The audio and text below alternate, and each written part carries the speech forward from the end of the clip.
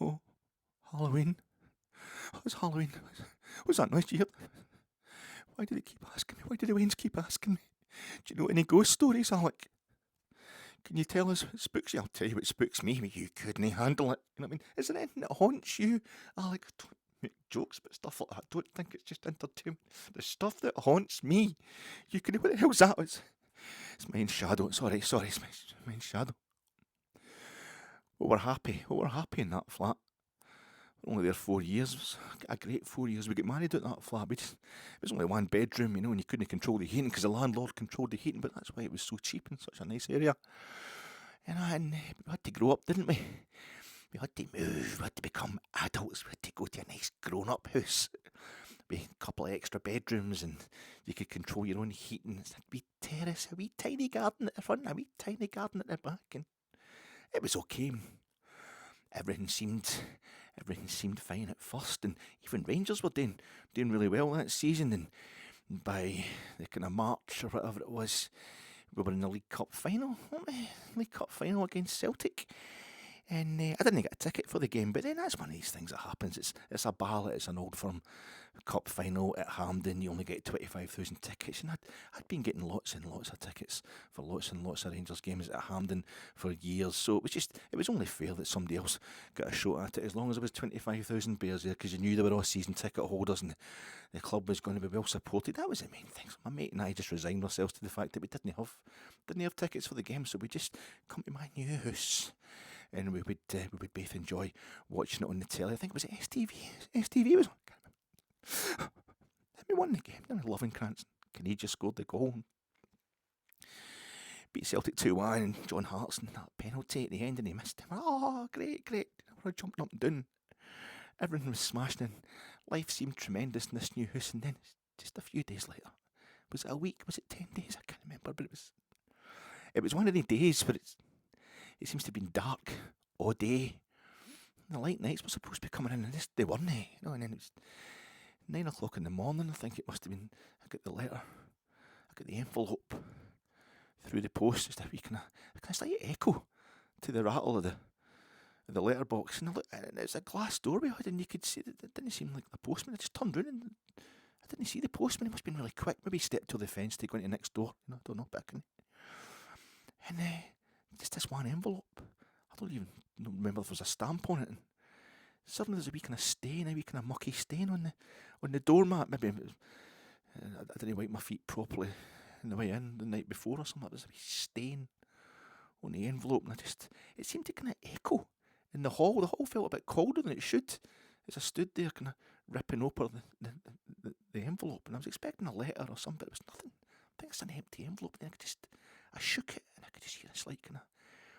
It was a kind of sludgy type of sound, but it was just a one bit of paper. It wasn't so much rattling about the envelope as kind of just moving in an unearthly sort of fashion. And I picked up this wee piece of paper, and there was hardly any words on it, hardly any letters, just odd digits in a kind of black font, deeply black, the blackest font I've ever seen. And it was all numbers, and I thought, it's a number going out, and a number coming in, and a number going back, and I thought that's about the same price as No, don't tell me that's the guy.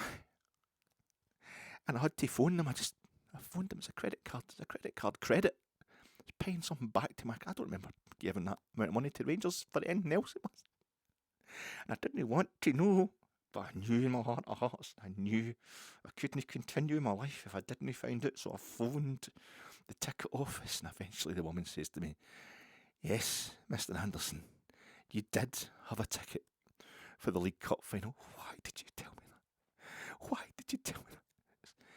We noted that you'd updated your address recently, and mistakenly, our apologies.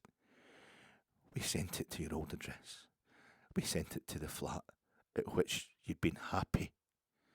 But now, at your new address, you won't get any more tickets if we don't update your details. I didn't hear the rest. I just collapsed on the floor. Why? I went to the Scottish Cup final that season. We beat Dundee 1-0. I was at the last game of the league season. Beat Dunfermline 6-1 at Ibrox to clinch the league title. But still, to this day, I've never been there at all 3 legs of the treble in any one of the seasons that Rangers have won the treble. And that day at Hampden, we won that League Cup.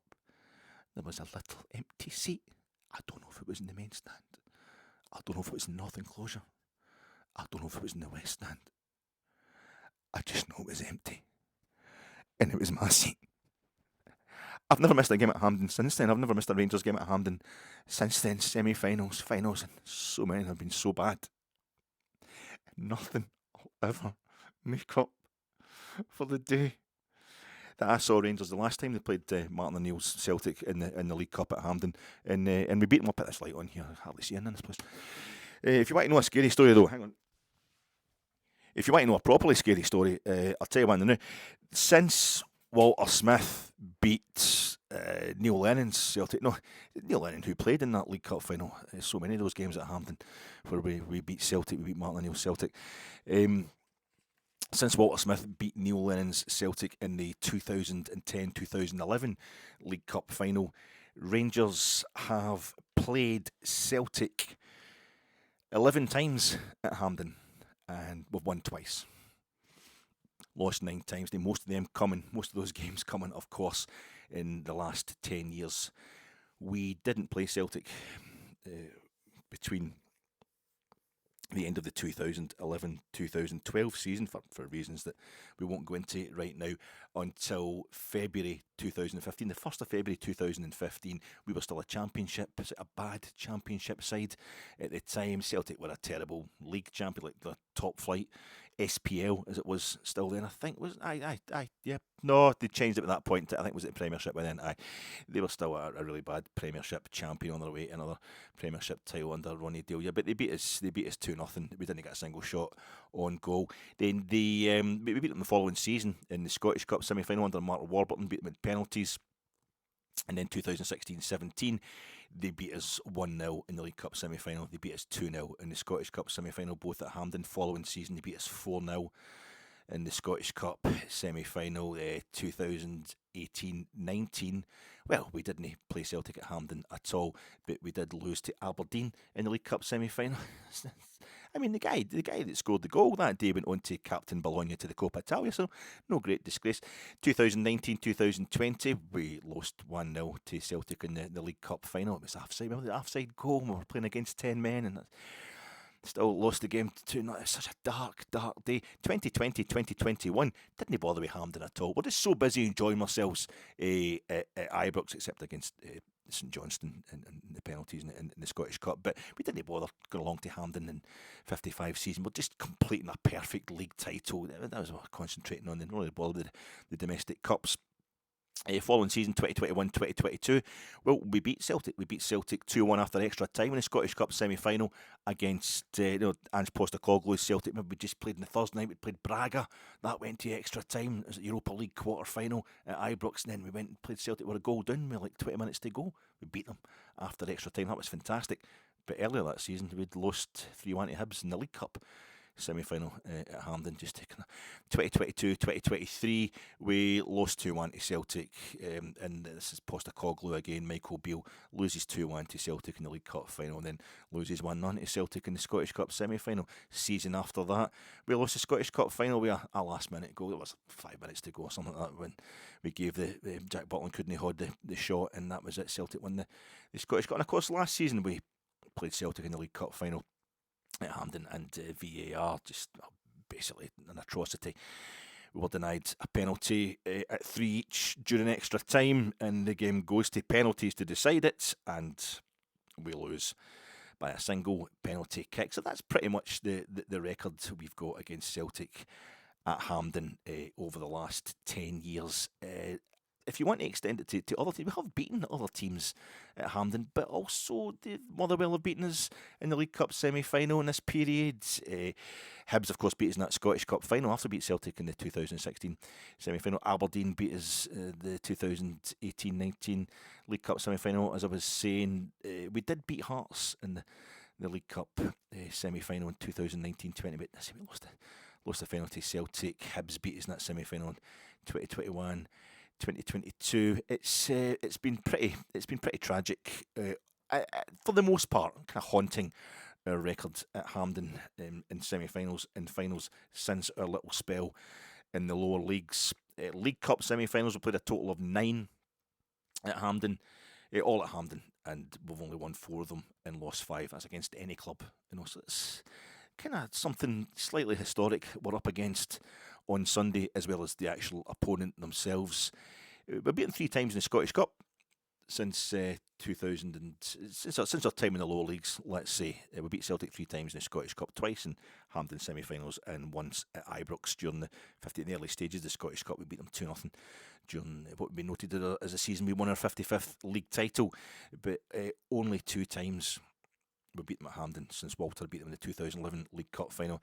The last time we beat. This is just I'm not going to be able to stop hammering out the stats here, folks, because that's what's dominating my fat pumpkin-like brain.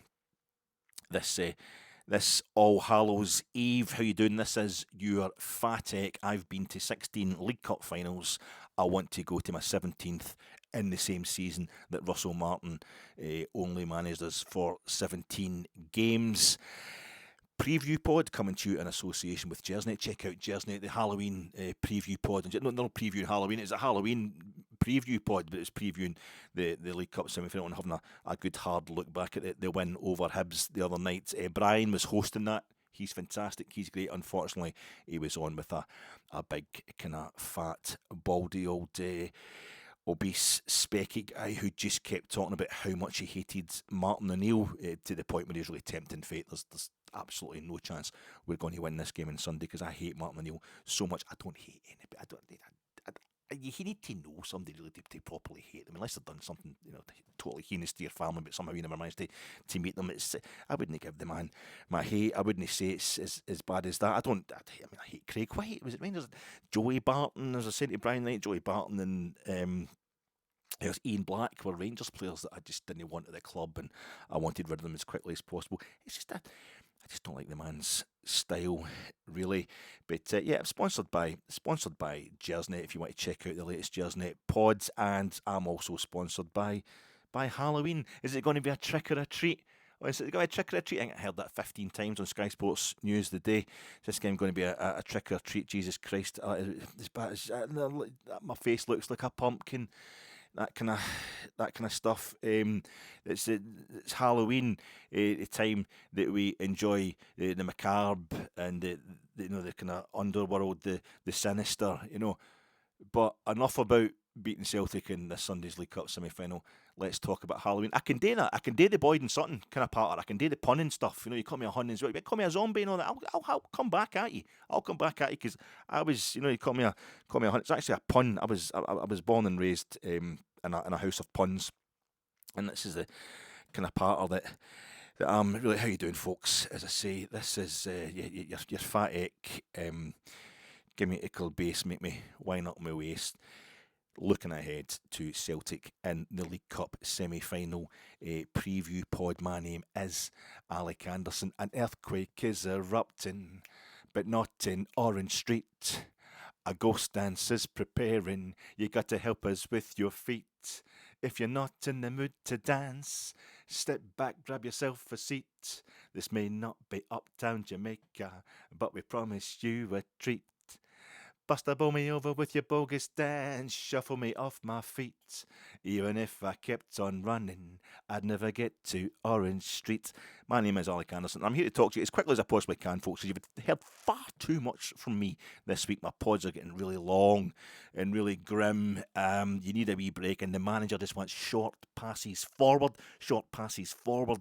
It's all about Sunday, to the point where I want you to get as much rest as possible, because I might, what you come in as Halloween, Alec? What you come in? You come dressed up as a baldy, specky, football board. Yeah, I'm morbidly obese as well. Yeah, because it does feel like a costume. Because right now I feel like a young, svelte zealot. I want this game too much. I want to win this game too much. So I'm going to try and keep this nice and short and sharp, and put all the energy into cheering on the Teds. Rangers are going to take it quite far down the front as well. The Rangers are. I'm worried that I'm accidentally in with the Union Bears, because I might be talking like I feel like a young zealot. We'll soon find out that's not the case if I've got to. There's no way I could be jumping up and down the same way as Danilo's dad, more like Danilo's grandpa I am. So I hope it's just nice, sensible Rangers fans that are around about me. On Sunday, the snagging items from the last pod, which was the post-match reaction pod to the Hibs game. The main one, thanks, is it GS? I think, sorry, mate, check out your actual name. Got in touch to say, you keep talking about Jamie O'Hara missing the penalty. I was talking about this in Jersey tonight. I kept talking about Jamie O'Hara. How many penalties does Jamie McGrath, for how many clubs does he have to miss penalties against Jack Butland? Does Jack Butland have to save 25 penalties for Jamie McGrath before I get the guy's name right? The thing is, and I think it's GS, sorry, but a fella got in touch with me, a loyal Fatic podcast viewer, and I thank him for that, and he was saying, no, it's Jamie O'Hara's the guy that's on Sky Sports News. And I think, I know the guy you're talking about. Really mediocre football career. You have to look him up. But only when it get pointed out that I kept... Why am I... Because every time Jamie O'Hara is on Sky Sports News, I go, who's that guy? Who's he? I don't ever consciously remember looking at the caption, giving you his name, and I just totally ignore him, but somehow it's got into my head, subliminally or whatever, or through my eyes. And when I missed that penalty the other night, I just kept calling the guy Jamie O'Hara, especially when I did the whole big long thing about how it was the same as Joe Miller, and I'm thinking that was almost as significant. That was guaranteeing as our first clean sheet away from home and our first back-to-back victories first back-to-back victories of the season, and the first away clean sheet since December last season. And it felt like, right, it's a really significant moment. It's reminding me of Chris Woods saving the penalty against Joe Miller late on when we were winning just by a single goal, Parkhead. I think it was about April 1989, and that guaranteed our first win at Parkhead for 9 years. No one think, here we go again. Hibs are going to equalise. We're not going to get a clean sheet away from home. We're not going to get 2 wins in a row. Here we go. Celtic are going to equalise. We're not going to get... It's going to be a decade before we win at Parkhead. But we got it, and it was really significant. But then Joe Miller came back and scored the winner in the Scottish Cup final against us later on that season to deny us the treble. And as I was saying to Brian, I'm going to keep... That's another thing I'll be preface everything with, as I was saying to Brian on Jersey tonight. So basically, you can watch Jersey or you can watch this, but my partner's exactly the same. I feel that it's a bit like that. The Martin O'Neill effect, different situation. We're going for the treble in the '89 Scottish Cup final, but the Martin O'Neill effect could end up being the same as the Maurice Johnston. Maurice Johnston had agreed to sign for Celtic, or to go back to Celtic, and for the '89-90 season. We know that didn't happen. He came to us, and that was hilarious. But the thought that he was going to Celtic was enough to inspire them. They a kind of optimism that they hadn't enjoyed that season. A season we beat them 5-1 and 4-1 at Ibrox, and we won at Parkhead for the first time in 9 years. In the league, but they beat us in the Scottish Cup final off the back of that kind of enthusiasm, that optimism, and maybe Martin O'Neill's going to do the same thing for them, no matter the fact that he's going to be off ski as soon as he possibly can. When they get a new manager in, I'm hoping it's not going to be the same thing. So that was a snagging item there. And as I was saying to Brian again tonight on Jersey, the night I kept forgetting about the 2022 Scottish Cup semi-final. Since this draw's been made, this isn't just a snagging item from the last podcast. Ever since the draw was made, and we knew we were getting Celtic in the semi-final. We've only beaten them 2016. That's all. Since we come back into top flight. In fact, since we're in the lower leagues, because we're still in the lower league, we beat them in 2016. That's the only time we've beaten them at Hampden since 2012, basically, where it all changed as far as I know. 2012, that's still the problem we're trying to work our way through. Only time ever was when Warburton beat them with penalties in that Scottish Cup semi-final. So just keep forgetting about the 2022 Scottish Cup semi-final, and I think it's because I pair it. So apart from anything else, it was a beautifully sunny day, and we've lost to Celtic in the sun since the Scottish Cup final. 2024 was reasonably sunny at times that day, wasn't it? But mostly it's in the dank, dark of these League Cup semis and finals that are always on a Sunday. Have we ever played... When's the last time we played a Saturday League Cup semi-final? I don't know. It's always a Sunday. And the clocks have gone back and it's peeing it down. Even when we beat Aberdeen in the final, under Clement, it's kind of miserable experience. It was relief. We really needed it, but it's horrible weather. And it makes everything... Anyway, I don't. But I think it was because that day when we beat Celtic in the Scottish Cup semi-final in 2022, Gio's the manager, Postecoglou's Celtic. We were pairing it with the Braga game, played under the lights at Ibrox, a big European night. When it went to extra time in that game against Braga, a European quarter final that we came through, and we go, we did the same thing again on the Sunday. We're backs against the wall. Looks like we've chucked it, perhaps really tense. You know, a goal down with 20 minutes to go, but we won the thing in extra time. I think I put the 2 games together just as a glorious, a really intense 3 days. It was just gorgeous. Proper gorgeous Rangers experience. So I've kind of put it to the side. I've not isolated it as the Scottish Cup game. Alec, you got it wrong. Just admit you got it wrong. Don't try to use your highfalutin excuses, mate.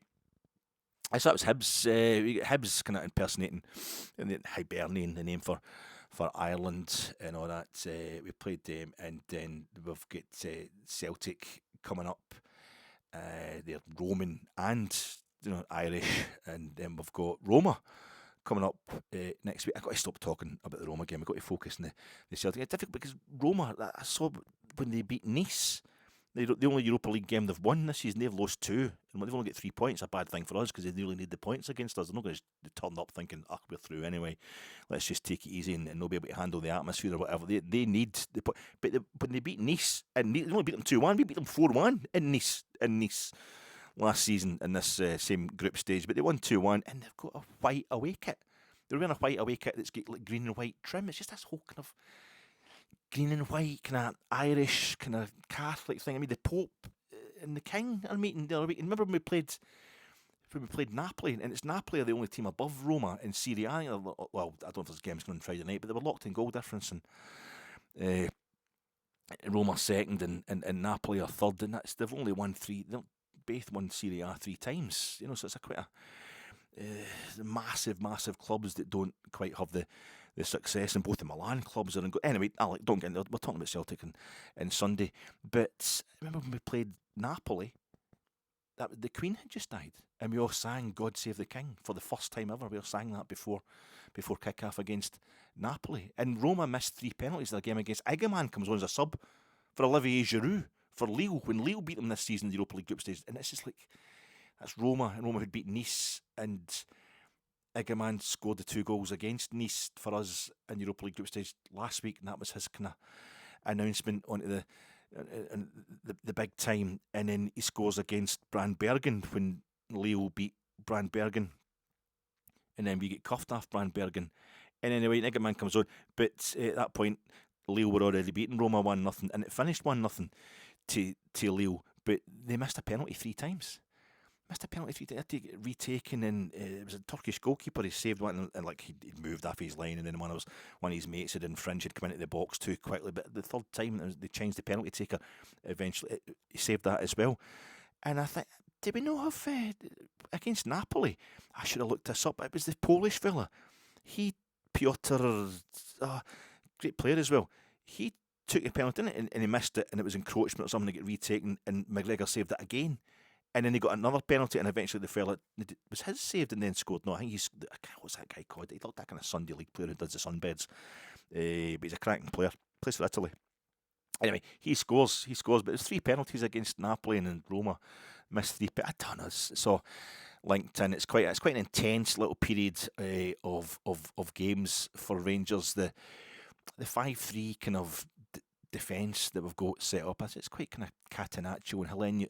It's no catenaccio. I was saying this to Brian in Jersey, and it was on Jersey night, and I was saying to Brian how I did this whole thing about the bolt, and it wasn't secure. Our defence gone 5 at the back, or 3 with the 2 wing backs, but it was like 2 padlocks on a rickety old gate that was fun. I worked really hard on that analogy there, so I'm going to use it again. But Helenio Herrera, he was the arch kind of bishop of catenaccio. No, the guy, it was a Swiss that invented it, but it was Herrera that's supposed to have perfected it when he was at Inter, and of course he ended up at Roma. He ended up as Roma manager, did Helenio Herrera. That's who we're playing on Thursday. But let's not get these two things.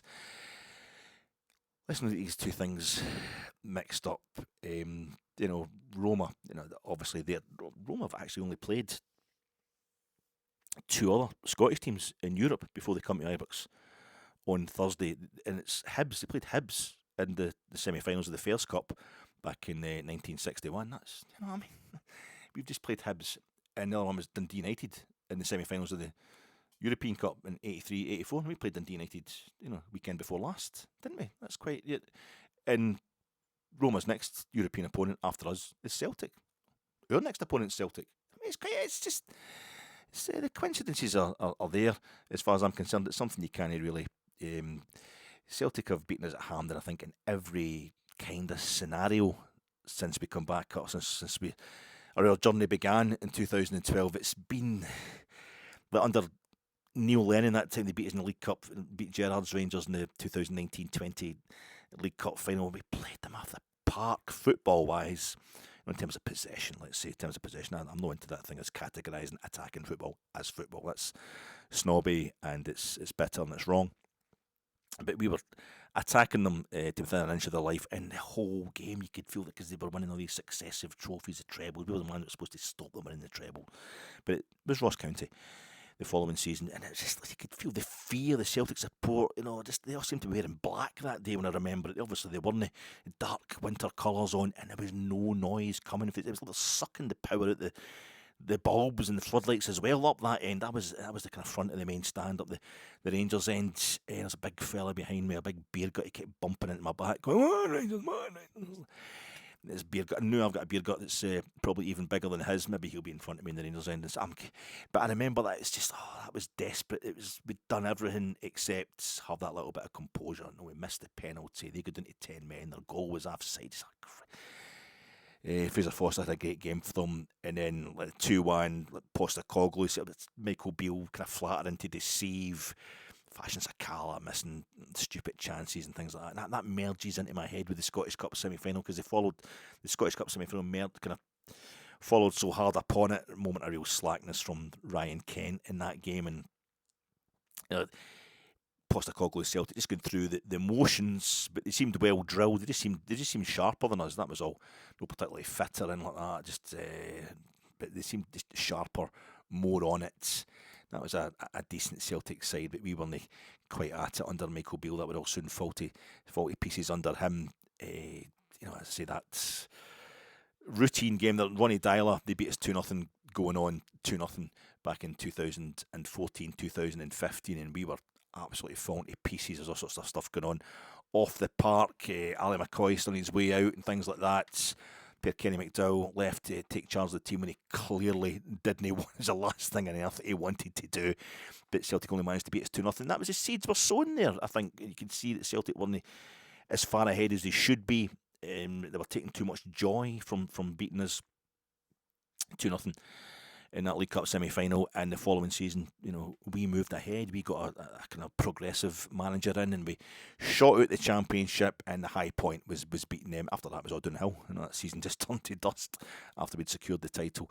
But we won the Challenge Cup final the week before, and then we played Celtic. We took some of that, Hampden joy, and we put it into our veins, and we kept it for the following Sunday, where we beat Celtic on penalties, and that's when Celtic decided to get in at a certain Brendan Rodgers, and things went really, really pretty bad after that. There was last season to say we were denied toe-to-toe with Celtic. They must have thought it was all done and dusted, and we come back at them, Danilo and Diamandi. It was great. After we'd played really well in the first half and looked like we could run away with the game if it hadn't been for Igaman missing that chance in the dark and the rain and the dank December dullness. But yeah, we ended up losing that thing on penalties. Jack Butland scores a penalty in the shootout. It's no enough. What else have we got? The Scottish Cup final, of course. That was, fairly sunny, but we had a perfectly good goal disallowed in that one for bogus reasons. Just into the second half, Abdallah Sima coming on and really transforming us for that kind of first 20 minutes of the second half. Thought it made the difference, but no, we end up getting a bit too slack in the midfield. Celtic get a shot away. Jack Butland can't hold it, and Ida pops it in, and it's a horrible end to the season. But Celtic have done all sorts of kind of damage to us in all sorts of different ways at Hampden over the last 10 years, and I want it to end. It's got to end.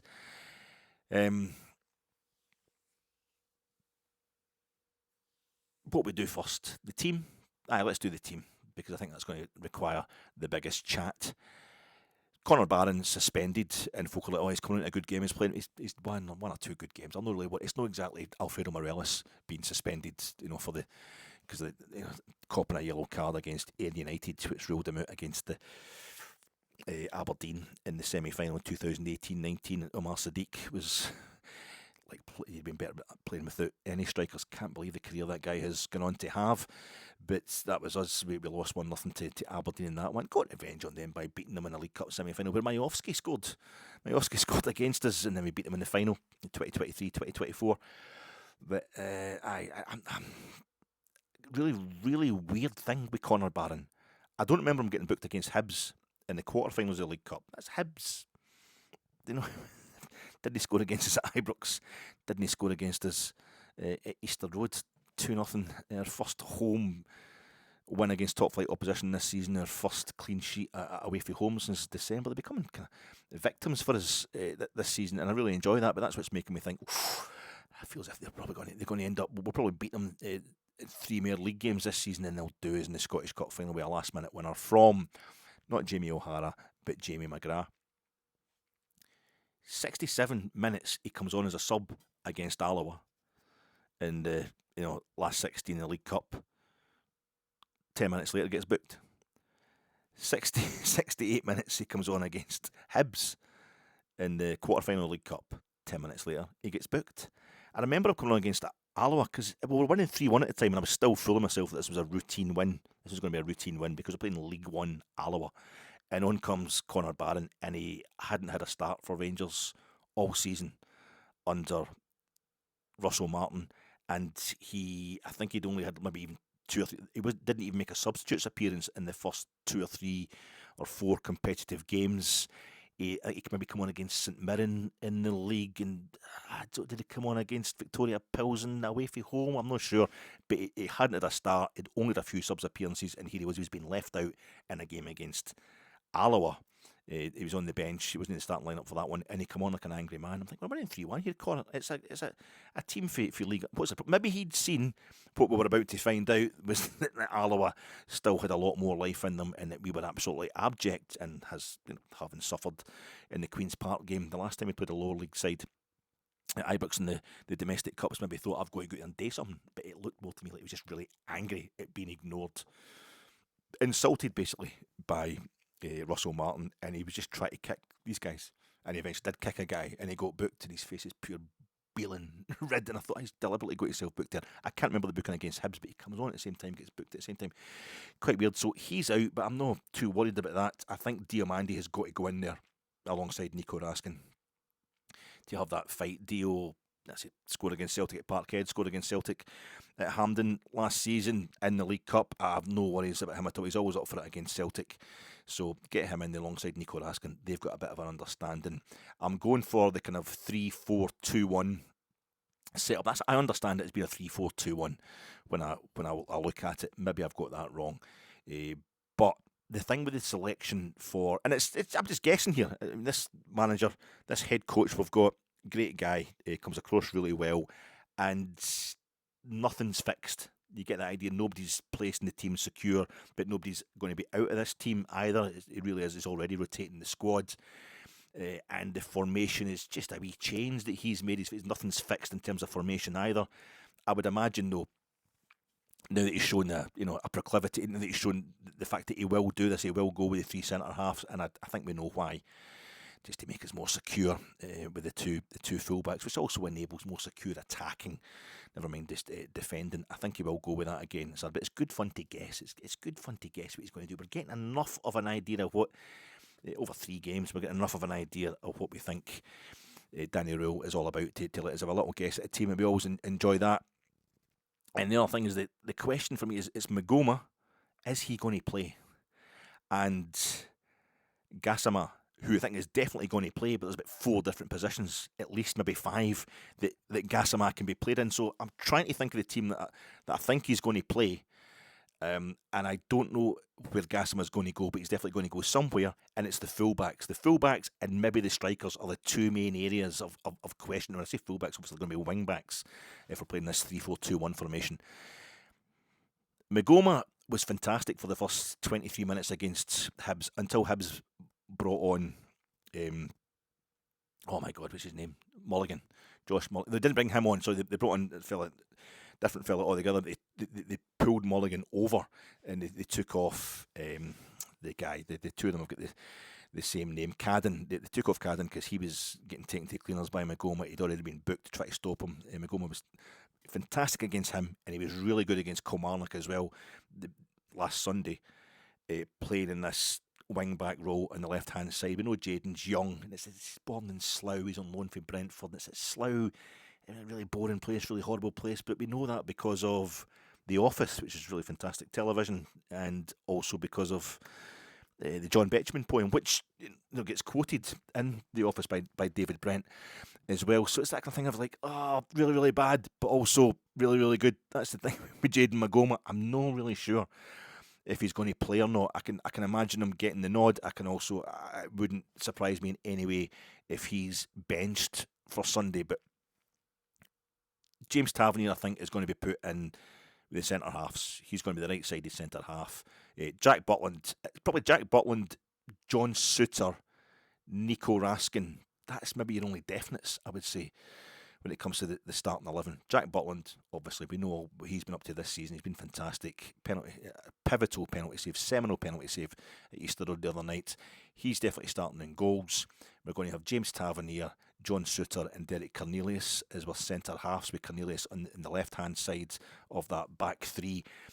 Tav, I don't think he can go to right back. He can't go to right wing back. He's not got the legs anymore. But perhaps the manager will want to put Tav wide out in the right and have have his kind of crossings and his attacking skills in there as well. He comes up and supports the midfield. Tav, he just goes everywhere when he wants to, but he's not got the pace to bomb up and down as a wing back. I wouldn't think anymore. So I think he's going to be in the centre half, and will exploit his set piece genius.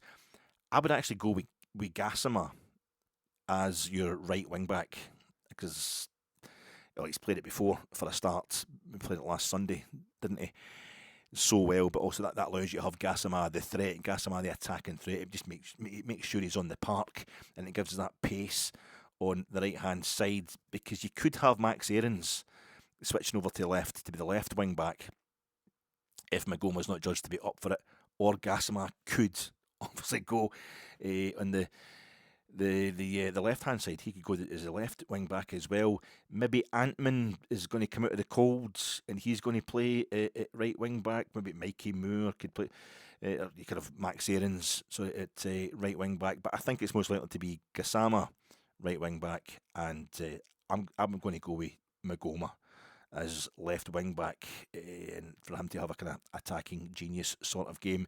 It's going to be Diamandi and Nico Raskin as close to a sitting two. It'll be more of a sitting two, I think, in this game than they would be in others. Celtic a tougher opponent.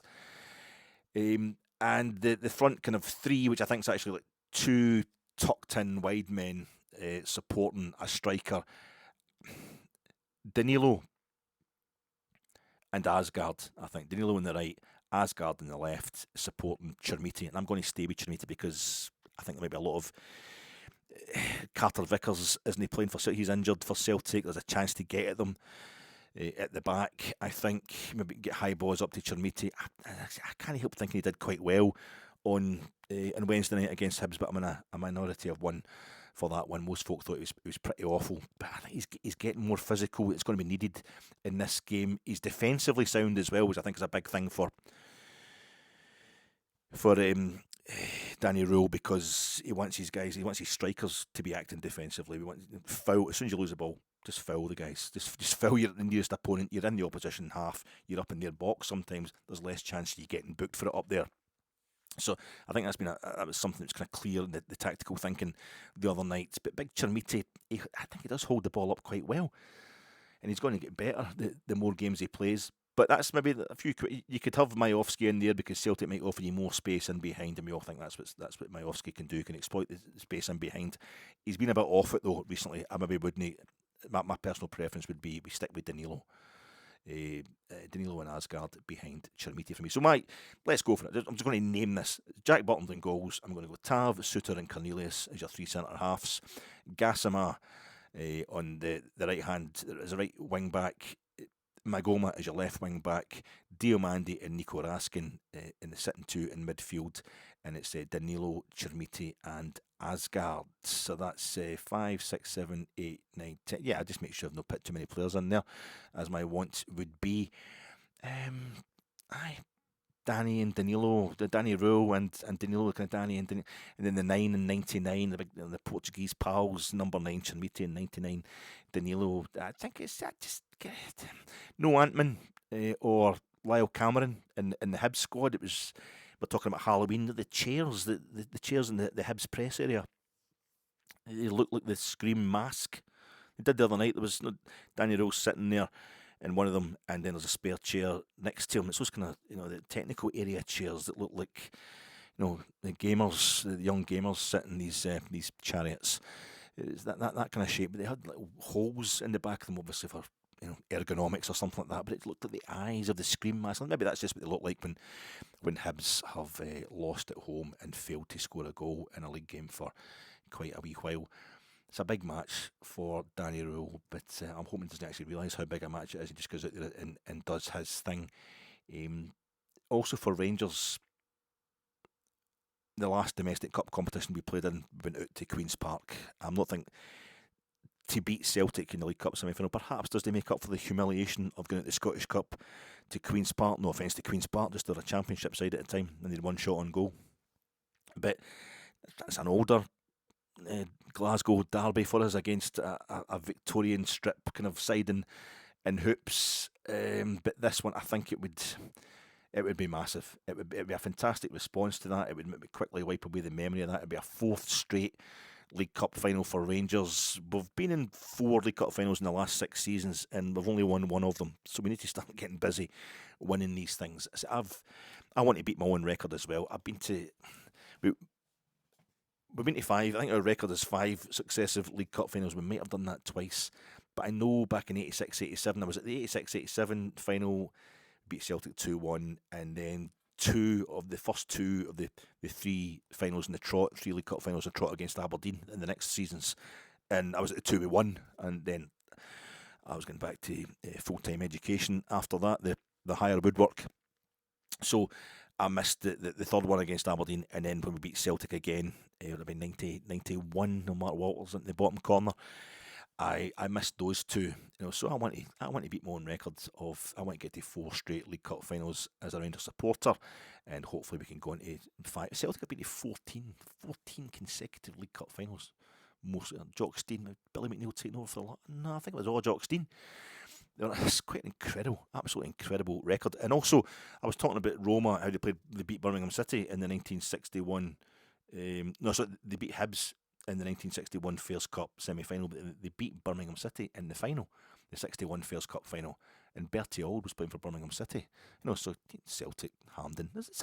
It's all linked in. These things are all linked in. That's my choice for the starting 11. I'm just going to hit you with more stats. Celtic are 8 ahead of us in Scottish Cups. We're 6 ahead of them in terms of League Cups. League Cups number 55 each in league titles. We don't need to re-emphasise that. So that's kind of the longest term history that we're bringing into this game. We need to keep ahead. Augment our place has been well ahead of Celtic in League Cups, so we can start focusing on catching them up in Scottish Cups, and it's going to be a real battle to see who can get to 56 first. In terms of maybe more kind of short-term history, let's say we played 3 of the last 10 Scottish Cup finals. We've only won 1. We've played 4 of the last 6 League Cup finals.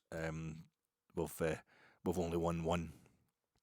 We've got to start. We've done well to get to the stage where suddenly we're at Hampden all the time. We're getting to finals regularly, because up before the 2020s, it wasn't happening. It wasn't happening, and we're our way back from it. People don't want to know. People have been in touch to tell me, and they've told me during podcasts how much they hate me rabbiting on about 2012. That's not the problem. 2012 isn't the problem. We've won 3 major domestic trophies since 2012, since the troubles of 2012. In the 4 years, that's 13 years since 2012, we have won 3 major trophies. In the 4 years before 2012, we won 8. Then we got to a European final in both periods, so that's just something we do. Absolutely class. We won 8 in the 4 years before that, and 3 of those were consecutive league titles. 2012 is the problem. It's still feeling the effects of that. We're still feeling the undertow of that, and the way to get away from it is get back to Rangers. We haven't won any of the major domestic trophies more than once since 2012. We haven't won it for a second time. You know, we've won them all once each. Scottish Cup, League, won them all once each. This is an instant chance. Taking Celtic at a time where they should be weak, though always beware Celtic when they're supposed to be weak. This is a chance to get ourselves into a League Cup final. And I don't think that'll be an easy thing either. St Mirren or Motherwell, really difficult opponents for us this season already. And just nothing at Rangers as we've got our own undertow, short-term undertow going on because of Russell Martin's horrendous tenure. So we're not going to be going in a straight line upwards in terms of performance under Danny Röhl, but it's just such a chance to get in there and get a League Cup, win a second League Cup. Start turning around this record that we have to turn round against Celtic at Hampden in major finals. That's something we're really going to have to start at least evening things up over the peace since 2012. We've got to do that. In an immediate sense, I don't know if the league title was never it's always a focus, it's always an ambition. It always should be for Rangers, but I wasn't expecting us to win it this season. But I was expecting Celtic to win it. Hearts I thought would get better. I didn't realise how much better they would get. And the Hearts thing could fall away. Dropped a couple of points the other night, but I don't know that it will fall away as badly as Aberdeen did last season, but I think we'll have a lot more belief that it will still be Celtic. Ultimately, we're fighting out for the title. They're only 5 points in front of us. They've got a caretaker manager right now.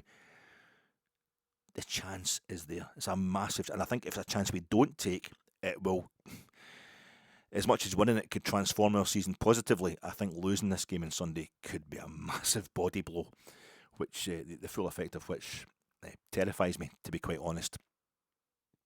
That may be getting over dramatic. But it's a chance we've got to get ourselves back in the trophies and get one over Celtic. And Martin O'Neill, infamously, whatever, his first Old Firm match in charge 25 years ago. He's got Rangers at Parkhead early on in the season. Dick Advocaat's Rangers who'd won the treble and then the double. And he's supposed to have gone round in the dressing room before the game. He's gone round to every Celtic player, just eyeballing that Celtic player with his kit on and all that, and just saying to him, "Do you think we're going to beat Rangers today? What is it? Do you believe we're going to beat Rangers today?" And I do. Just instilling that belief in them. I'm hoping if it does that now, they'll just be like, "Your breath's stinking," and what are you talking about? You know, I hope that's all moved on, and he's a complete dinosaur, and that they're very impressive 4-0 win over a half-decent Falkirk side the other night was just about Brendan Rodgers leaving more than it was about anything Martin O'Neill was doing. But you never know. So we've got to be aware that Celtic could be totally up for it. And as I was saying to Brian on Jersey tonight, I was saying to Brian earlier on Jersey, what a pod that was, by the way. It's so much better than this.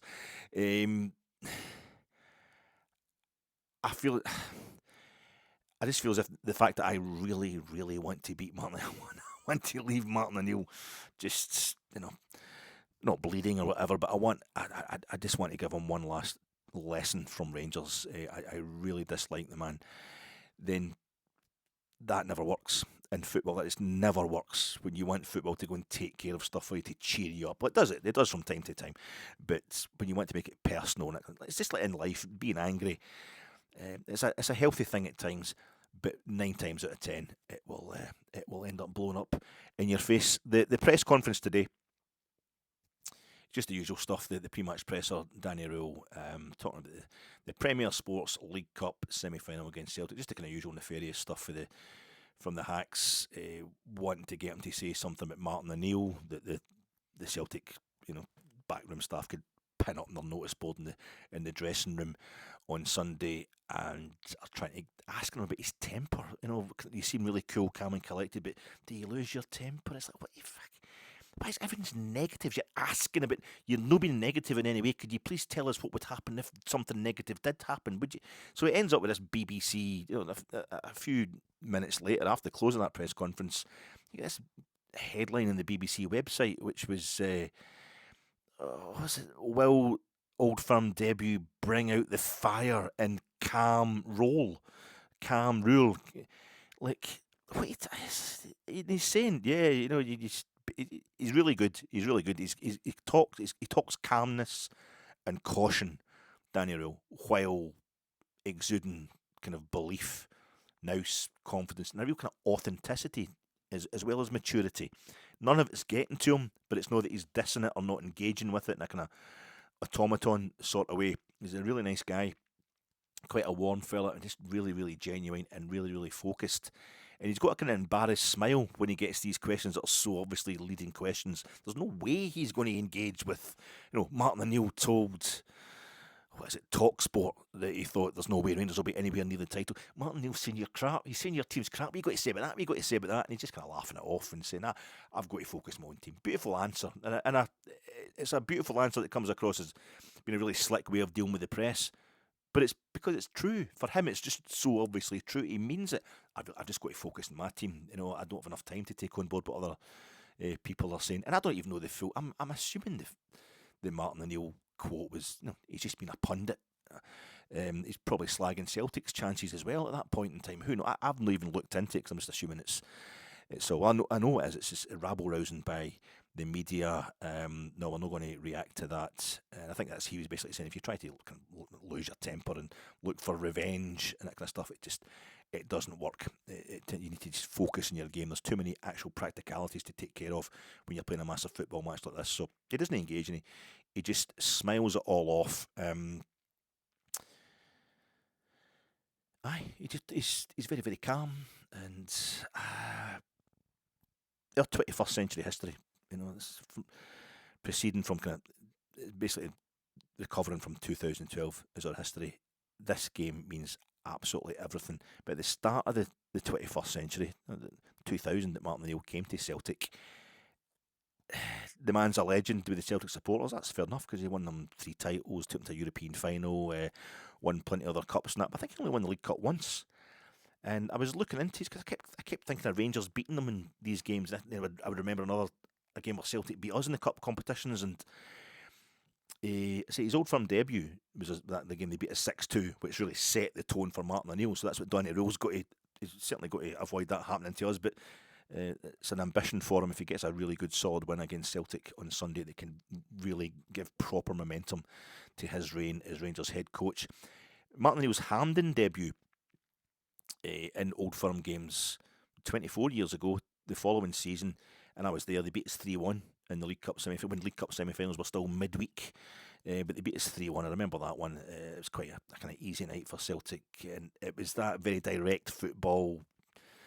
Lots of big guys in the box, that kind of stuff. They were big bruisers. That Celtic team, not very Celtic kind of football, but they had Henrik Larsson in there, who was a class act as a player, and he was scoring goals for them that night as well. But the following season, we get Alec McLeish in, and we beat them in that League Cup semi-final. You know, Bert Konteman scoring an absolute thunder bastard, as they call it. And then we beat them in the Scottish Cup final, that epic 3-2 game. I wasn't in that League Cup. I wasn't in that League Cup semi-final either. In the following season, 2002-2003, we beat them in the League Cup final. I wasn't at that one either. That was Martin O'Neill's Celtic beat League Cup final. 2003-2004, they beat us in the Scottish Cup at Parkhead. 2004-2005, they beat us in the Scottish Cup at Parkhead. I was at that one. Fernando Rickson scored for us. We got beat 2-1. It was a Sunday game. This is in the earlier stages of the Scottish Cup. They lost They lost the quarter final of the League Cup at Ibrox that season as well, 2004-2005. So all in Martin O'Neill's 5 full seasons as Celtic manager back at the first 5 years of the 21st century. In the all cup games that we met in, we beat them 4-3 overall. And at Hampden, we beat them 3-1. They only beat us once at Hampden, Martin O'Neill. So just here's hoping in the League Cup. It's the League Cup, we beat them 2-1 in terms of games at Hampden. We beat them 3-1 in the League Cup in terms of all meetings. Now, it's 13 years since 2012. We've won 3 major trophies. In the 4 years before 2012, we won 8 major trophies. This shit has got to change, and this is the perfect game around which it should all pivot. The antics, Martin O'Neill, the hysteria, the emotion, whatever it is he brings to the Celtic support and perhaps to the Celtic players as well, that is something we're going to have to deal with. But talking about Halloween today, I was out for a walk in the peeing rain. It was terrible, and I come back. And the peeing, I don't know, it was about 4 o'clock. It was just starting to get a bit dark, as well as the kind of dullness. And I we've got a tiny wee kind of drive, which is too wee to actually use for cars. It's just kind of almost an ornamental driveway. It's our path to the front door as well, a tiny wee path off the pavement, basically. And I just noticed there was hundreds of leaves, and they're kind of a bright yellow, almost kind of leaves off a tree or something like that. And I'm thinking, oh God, that's actually a bit of a mess. And I looked around, and we've got this kind of the wee tiny garden we've got. It's a wee kind of bush type thing that it grows a bit wild. I don't really bother, but it doesn't get that big, But that acts as a kind of convenient divider with the neighbours, just to give them a bit of privacy. But it's very much in our garden, and it was completely bare, completely gone. I'm like, oh Christ, that's sore. And I'm looking at soil the street, and it's in the neighbours' wee drive, but they can fit their car in the neighbours' drive. And I'm like, oh no, they're going to think that's me. I don't know. Some folk are quite fussy about garden causing a mess and that. And I'm thinking, I can't. That's just all. And so I started picking them all up in the pee and rain. I thought, I'm not going back in the house and getting changed and all that. I might as well just. So I'm just. I didn't even bother going out the back. I've got a kind of brush and a kind of rake type thing out the back of the house, but I couldn't be bothered going out there. I'm just, because the brown bin was there, for the food bin. So I just started picking them all in my hands. I'm scraping these things all about the drive. And the fellow who lives on the other side of me, he comes back for his work, and he mounts the pavement, and he's kind of just, he can see me in my drive, I'm on the deck because I'm fat as in, it's costing me to bend down, and he gets out the motor, and he's shouting, I don't know if he's saying something about you all set for Halloween, or I think it was you enjoying a bit of gardening there, and I'm like, just, mate. And then I turned around and I realised, I looked at the leaves and I thought, I looked at the leaves in the bush, the 2 or 3 that were left on the bush. They were tiny. And these were massive things. And it was the boy on the other side. It was the guy who it was the leaves off his tree were all coming into your house. But that was worse. I didn't have to feel guilty about it. But I'd now been spotted by another neighbour, like I was out giving it, like I'd come running out the house. He didn't know I'd been out for a walk already. He thought I'd seen all these leaves in my front drive. That's that neighbour's tree. He's no, I'm going to, and I was making a big deal of letting everybody in the street see that I was clearing up the mess that had come in for the neighbour's tree. Maybe that's on my head, I don't know. But it reminded me of, what would that be, 32 years ago. Here we go. I prepared this earlier. I made this one earlier. It's Union Berlin against Arminia Bielefeld, a game I was at in Berlin, the Stadion. And their Alten Fürsterei, the old Foresters, the stadium next to the old Foresters house in Berlin. Oh God, was it Köpenick? What an experience that was. Going to see Eisern Union in Berlin. It was the first time I'd been to Berlin, actually, back in 2003. So I went to see Eisern. It was the second division, the second Bundesliga, the Zweite Bundesliga, whatever it is they call it. And Union Berlin were, let me just get this for you here, as if you're not going to believe me, I don't know, just need to show you the evidence. If you can see that, they've got the league table in the centre pages of the programme. And Union Berlin are bottom of the table with 1 win all season. Arminia Bielefeld are at the top, running away with the title. And it was Arminia Bielefeld were coming to town, so it was really busy. And Union Berlin beat them 1-0, and it was a great day. It was what an atmosphere. It was smashing, and it was peeing down like it was the day. That way it was kind of unseasonably warm, but it already had the glue vine out. And that was my first experience of the glue vine, starting to fit. But it was all terracing round 3 sides. It was open terracing round 3 sides as well. Proper old DDR, Eastern European stadium. But what a great atmosphere. And it was just me and my wife. My wife she was young enough then to tolerate my dalliances to the football. She knew I'd just be going myself. But she came along with me. And it was all the leaves were totally soaking. And they'd fallen all over the kind of accesses, all concrete steps at the back. So you go to the fan shop, the club shop, got a ticket for the game, for the terracing, and then it was just that thing, the German stadiums. I saw this thing, and it was kind of half a cow and a bun. I'm having at least one of them. And I got myself a beautiful, I don't even think it was a glue vine I was having, my wife the glue vine, I was having a lot of beer, proper German beer. You do the whole thing at the Bundesliga where you pay your, €2 to your deposit on the plastic stein.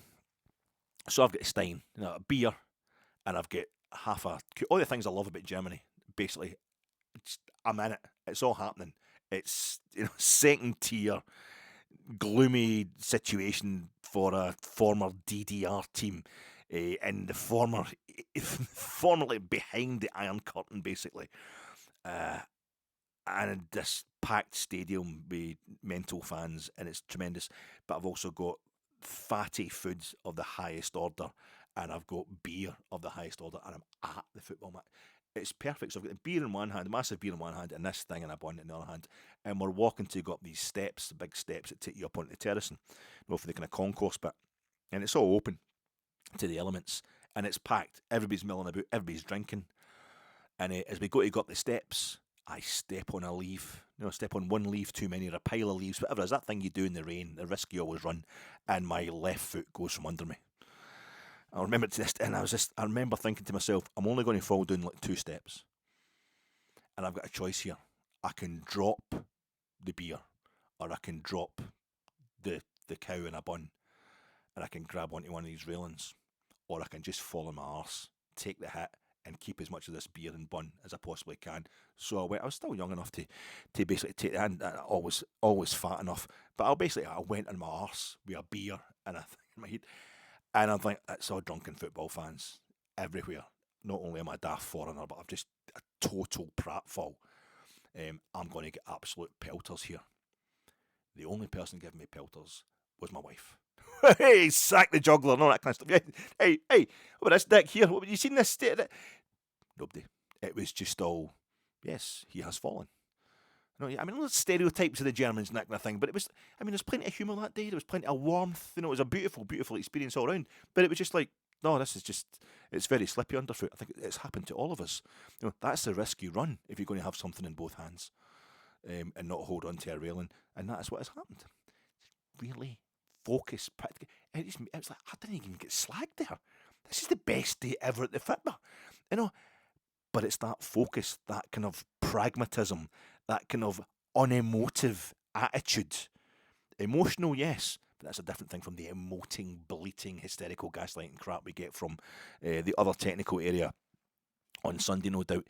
Danny Röhl is brought up in the country and in the football tradition. He's from the East, that is best served to deal with everything that Celtic can throw at us on Sunday. And if you're still going to go out to Halloween, a bit late now, probably going to be Saturday by the time you see this, but if you're still heading out for Halloween, maybe go out as, you want to go out as Danny Torrance from The Shining.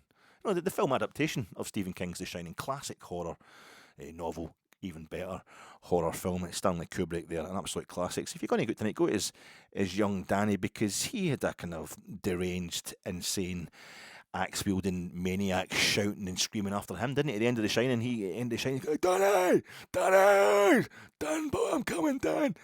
Chasing him around the maze as the snow come down.